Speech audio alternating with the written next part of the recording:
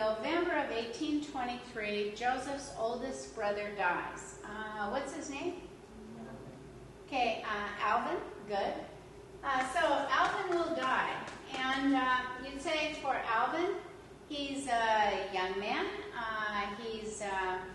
He's not married.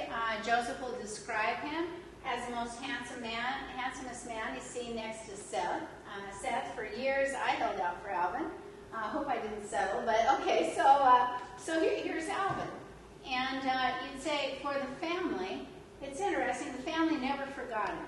You know, people can die in the family, but, you know, they never kind of moved on beyond it. So, example, you see many different times when Joseph introduces baptism for the dead. Hiram Smith will go into the Mississippi River and will be baptized for Alvin.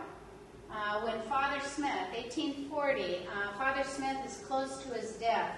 Father Smith will call in the family and will give each family member a blessing.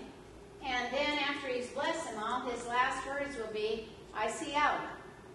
And for Joseph Smith, when he built his kind of place that he wanted to be buried in Nauvoo, Joseph Smith will say that he wants Alvin, who is buried down there in Palmyra, to be dug up and brought to Nauvoo, that on Resurrection Day he wanted to clasp his hand. How old was he? So Alvin is about 23, 24 years old. How did he die? Okay, how he dies, he isn't feeling well. And so a local doctor is called for. And do you remember what Solomon Mack called the medical profession back then? You know, quacks, meaning that they weren't very good. The local doctor that's called for, Alvin has a stomach ache, and the doctor administers something called calomel, C-A-L-O-M-E-L, and that kind of ingredient, you can find it on the outside of bottles. You know how they list, here's all your ingredients, and it says, do not take internally. So it's an external, and you can see it in like calamine, you know, that will cause things to not itch. And you'd say the doctor gave it to him internally. And for Lucy, his mother, she believed he died because of Dr. Cause. And she actually wanted put on his tombstone, killed by a quack physician. And the tombstone, you know, the guy that carves in the tombstone, he was a friend of the doctor and he wouldn't do it. You know, but you'd say, what's a big event? Alvin dies. Other big event, Joseph's being taught, okay? Other big things that go on. You'd say, during that time, you can imagine with the death of Alvin, it's not only the death of a brother, but he's one of the big breadwinners of the family. So remember, Dad makes his money digging what? Wells, and who's his number one guy to help him out? Well, it's Alvin. And suddenly Alvin's gone. So Joseph needs to step up.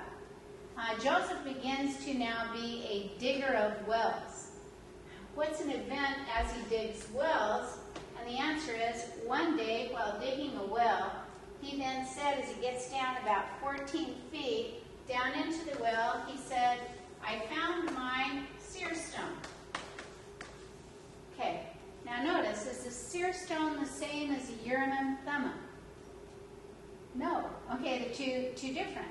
Seer stone, what did it look like? And the answer is, it's about the shape of an egg.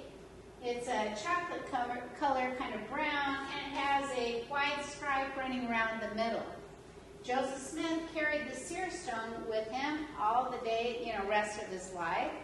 And it used to be in the Doctrine and Covenants, you'd be able to read like revelation given through Joseph Smith through the seer stone to people like Newell K. Whitney. The last time the seer stone was publicly seen was when the Manti Temple was dedicated in the 1880s. So you'd say, what's another event that occurs during this time? And the answer has everything to do with the discovery of a seer stone. Okay, another event that occurs during this time is that the family are feeling like they're very successful, that Dad's going to be living on the farm forever, and so the conclusion is, let us build him a house. So you get what the family had initially thought. This would be like the retirement final house for the Smiths, but would it really be? And the answer is no, but you get the building of the house. That house still stood when George A. Smith acquired the property, and it will be in that house that Joseph will teach his family nightly then truths that he is now learning from the various old ancient prophets. Okay. Of all the events that occurred between 1823 and 27, none is perhaps of greater interest, continuing on than his meeting of Emma. And so, momentary romance, are you ready for it? I don't know, but okay, we need romance. For Joseph Smith, his father sells what? What's the produce? Sells wheat, right? And you'd say farmers come from all over to purchase wheat. However, during the winter months, he needs a job. And the place that he's going to get a job will be Joseph Smith Sr. and Joseph Smith Jr. is down in a place called Harmony, Pennsylvania, and our year is 1825. Joseph Smith Jr. and his father, for about a month, will be hired to work as what you would call money diggers, treasure seekers. What there used to be back then was there was a lot of people who would carry rocks.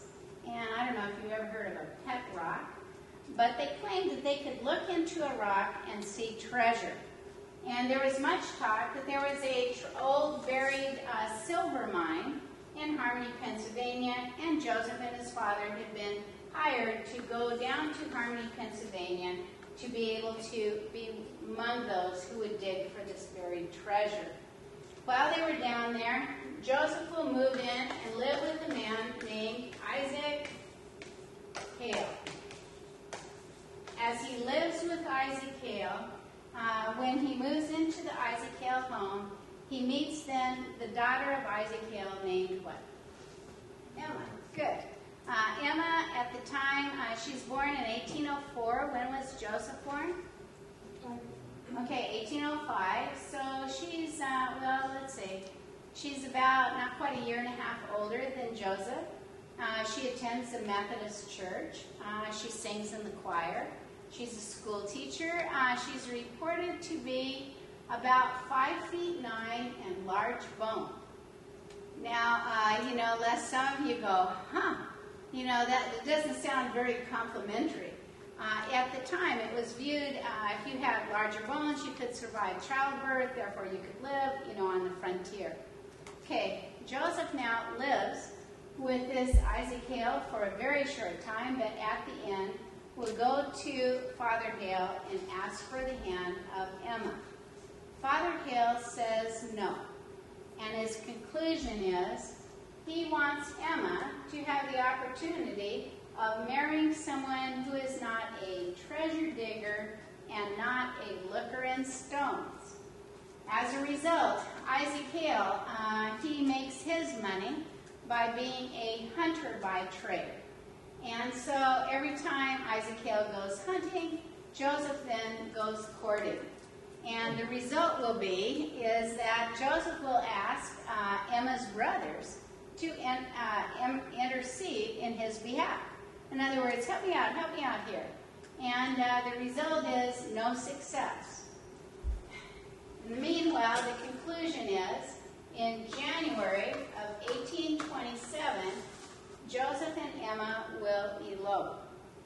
And when they elope, for Father Hale, he is so upset, he announces, my daughter has been abducted.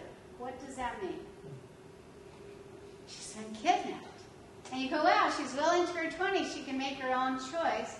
The feelings between father-in-law and then Joseph and Emma were so bad that Joseph literally has to hire a neighbor to come in and to get Emma's possessions because they are not allowed in the home.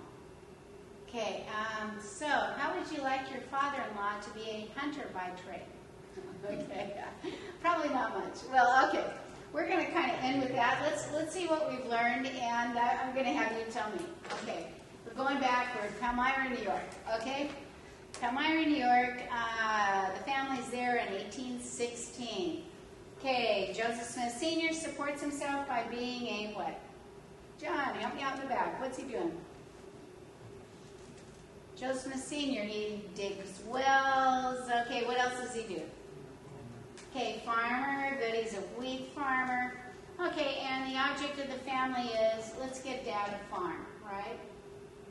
Okay, so everybody works. What does Lucy make? Okay, tablecloths. Okay, little blinds, molasses. Okay, she's doing a lot of that. You'd say for young Joseph, what's his job in the family? Okay, he's like errand boy. Good. Okay, he's running the errands, trying to sell it place to place. Okay, finally by 1818, Father Smith is able to acquire a farm. Where is our farm located? Half and half. Okay. Okay. Okay, if half is in Palmyra, that's the part you're going to improve the land. Okay, where is the Sacred Grove known as? Where is that one? Okay, good. It's in the Manchester side. So 1818, tell me, was there anything happening in Palmyra? It's grown a little bit, but, you know, it's a town on the Erie Canal. The Erie Canal is going to barely make it to the corner of town. Okay, so, but religion is a big thing in town. There's a lot of transient religions, but there are 4 religions that meet on opposite corner of each other on which street? Main Street. Good. Okay, what are those religions? Methodist, Presbyterian, Congregationalist, Baptist. Okay, for Lucy, for Hiram, for Sophronia, for Samuel, they join which church? Presbyterian. Which one is Joseph drawn to? Methodist. Who's our itinerant preacher at this Methodist church? Abner Snow. Believed to be Abner Snow. Okay. So all of a sudden it's a war of the worlds. Which church shall I join? He struggles. He decides to go out. And okay, notice when he comes home, he leans up against the mantel place and he says, you know, he's going, Mom, Mom, as we saw him coming back. But he leans up against the mantel, and as he does so, well, wait a minute, let me read the scripture. Okay, he leans up against the mantel, and, okay. I went home. I leaned up to the fireplace. Mother inquired, what was the matter? Okay, how many times do you think this mother says, what's the matter? What's the matter, son? Oh, well, I got this blister on my shoulder. You know, what's the matter? Oh, well, I got a blister on my leg. What's the matter, son? Well, here's a piece of bone that's just come out of my leg. Well, Mom, you left me. Okay, try that. Okay, so, you know, I imagine for all of her kids, what's the matter? So wants to know what's the matter. And he then says to his mother, never mind, all is well. I'm well enough off. I then said to my mother, I have learned for myself that which church is not true. Presbyterianism is not true. What are the chances of Lucy saying, oh, fine, son, come, you know, stoke the fire, you know, let's eat. Okay, so, you know, then he says, it seems as though the adversary was aware at a very early period of my life. I was destined to prove a disturber, and so finally goes a few days later, I happened to be in the company of one of the Methodist preachers who was very active in this religious excitement. He tells him, what's the answer? What's the reaction of the preacher? Don't tell anybody. Oh, wow, don't tell anybody. Oh, wow. And then, you know, great contempt. And then Joseph describes himself. I felt like who before King Agrippa? Well, I felt like Paul before King Agrippa. But guess what? He's not going to deny it. Well, okay, he's not going to deny it. Tell me, does everybody in town want to play with him when he's a kid? Would you choose him last on any ball game? Wow, okay. Not him. You know, my parents are saying he can't play. Okay, which family says, oh, yeah, he can come over and play? Okay, the Rockwell. Okay, why are they teasing Orrin Porter Rockwell? the voice. Okay, his voice. And for Orrin, his conclusion, when his voice doesn't change, he concludes he's not going to get angry by his voice, and he begins target shooting out there in the Palmyra woods. I'll use my guns. No more of this stuff. Okay.